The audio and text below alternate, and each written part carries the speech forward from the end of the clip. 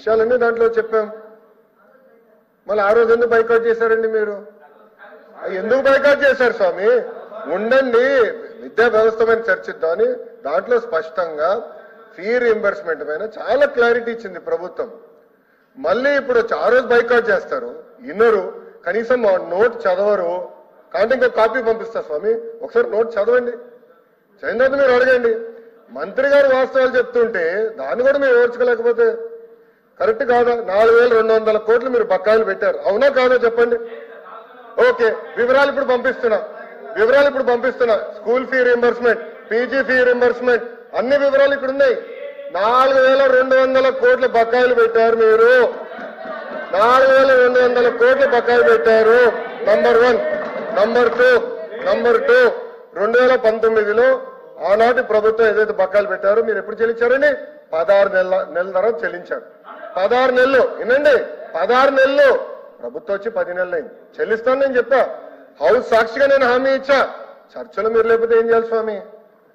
మీరు బైకాట్ చేస్తూ పోతే మమ్మల్ని ఏం చేయమంటారు? మీరు అడిగారు. విచిత్రం ఏంటంటే ఎడ్యుకేషన్ పైన చర్చకి మీరు అడిగారు. ఆ రోజు బీఎస్సీలో మీరు అడిగారు, మేము ఒప్పుకున్నాము, చర్చకు మేము సిద్ధానం. 3-4 గంటలు చర్చ జరిగితే మీరు లేకపోతే ఎట్లా? వాస్తవాలు ఏదైనా మీరు సిద్ధంగా లేకపోతే ఎట్లా? అది కరెక్ట్ కాదు. దయచేసి గౌరవ సభ్యులు ఇచ్చిన వివరాలు మొత్తం చదవండి, మంత్రి గారు క్లీన్ గా సమాధానం చెప్తారు.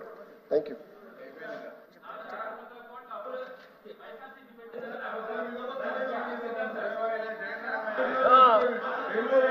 అధ్యక్ష, వాళ్ళ కాలేజీలో అధ్యక్ష గత ప్రభుత్వంలో రహస్యంగా వాళ్ళకి ఏమైనా చెల్లించారో పరిశీలించారు అధ్యక్ష. రహస్యంగా చెల్లించారని చూడాలి. ఎందుకంటే నేను చాలా స్పష్టంగా అంకెలు చెప్పాను అధ్యక్ష. వసతి దీవెన అని పేరు అన్నాను అధ్యక్ష.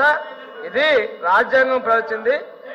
స్కాలర్షిప్ తో మేము ఇచ్చాము అధ్యక్ష. పేర్లు మార్చారు, వసతి దీవెన, విద్యా దీవెన పెట్టి పిల్లల జీవితాలను నాశనం చేసిన వాళ్ళు కాదా అధ్యక్ష? సక్రమంగా కాలేజీకి వచ్చి అక్కడ పక్కదో పడుతున్న వాళ్ళు కాదా? ఆ డబ్బుల్ని మళ్ళీ ఎందుకు 3 సార్లు పేమెంట్ విధానం మార్చారు వీళ్ళు? మొదటిసారి తల్లుల అకౌంట్కి, తర్వాత విద్యార్థుల తల్లుల అకౌంట్ కానీ వాళ్ళు మార్చేది వాస్తవం కాదా? ఎందుకు చేశారు వీళ్ళు? ఈ విధానాలు చేసి వాళ్ళు చేసిన విధానం తప్పని నిర్ధారించుకున్న అధ్యక్ష. ఈయనకు మాత్రమే, వాళ్ళ కాలేజీలకు మాత్రమే గౌరవ సభ్యులకు డైరెక్ట్ గా చెల్లించారేమో, రహస్య ఒప్పందం ఉందామేమో, అది కూడా మేము పరిశీలిస్తాం అధ్యక్ష. ఇక్కడ ఇంకో విషయం అధ్యక్ష, వీళ్ళు చెప్తున్నారు, నేను అడుగుతున్నా, వసతి దీవెన ఏనాడు మీరు సక్రమంగా ఇచ్చారు? నేను చెప్తున్నాను, ఏనాడు మీరు చేశారు? షెడ్యూల్ ప్రకారం 50% మించలేదు, అంగీకరించండి. ఏనాడు 50% మించలేదు. ఓవరాల్ గా చూసుకుంటే 40.1%, 40.1% మీరు పంపిణీ చేశారు. ఈ రోజు చూసుకుంటే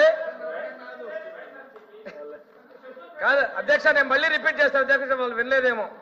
2019-20లో 1911 కోట్లు ఇవ్వాల్సి ఉంటే 950 కోట్లు ఇచ్చారు అధ్యక్ష. ఇది 50% అధ్యక్ష.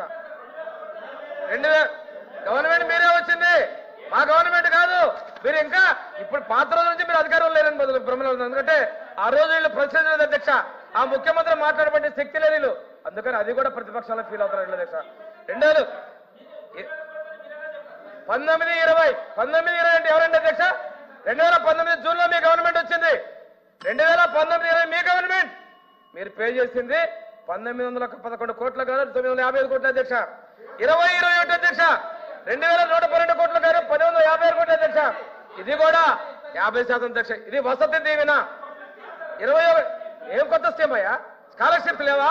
నీ స్కూల్లో నువ్వు డబ్బులు తీసుకోలేదా? మీ అకౌంట్ చెక్ చేద్దారండి, మీ అకౌంట్ చెక్ చేద్దాం, హౌస్ కమిటీ వేస్తారు అవసరమైతే. మీకు రాలేదా? స్కాలర్షిప్ లేకుండా మనుగడున్నావా? భారత రాజ్యాంగం ఇచ్చింది. ఇందాక మీరు చెప్పారు గత ప్రభుత్వాలన్నీ చెల్లించినాయి అని అన్నారు. అంటే మా ప్రభుత్వం కూడా అందులో ఉంది. మీ మాటలు రికార్డులు చూడండి అధ్యక్ష. గత ప్రభుత్వాలు చెల్లించేది మీరే అన్నారు. గత ప్రభుత్వాలు మేము స్కాలర్షిప్లు చెల్లించుకున్న విద్యార్థులు అధ్యక్ష. పేరు మార్చారు మీరు, పేరు మళ్ళా చూడండి, 1 సంవత్సరం పెండింగ్ అంటే ఏ సంవత్సరం 50% మించలేదు. 2020-21లో 2112 గాను 1156 కోట్లు, 21-22 2003 గాను 1000 కోట్లు అధ్యక్ష. 2022-23లో 1799 కోట్ల గాను 890 కోట్లు ఇచ్చారు అధ్యక్ష. 23-24 అధ్యక్ష 1752 కోట్లు ఇవ్వాల్సి ఉంటే ₹1 అధ్యక్ష. మొత్తం 9570 కోట్ల బకాయి ఇవ్వాల్సి ఉంటే వాళ్ళు చెల్లించిన అధ్యక్షగా 3900 కోట్ల అధ్యక్ష. ఇది 40.84%. దీనికి ఏం సమాధానం చెప్తారు అధ్యక్ష వాళ్ళు?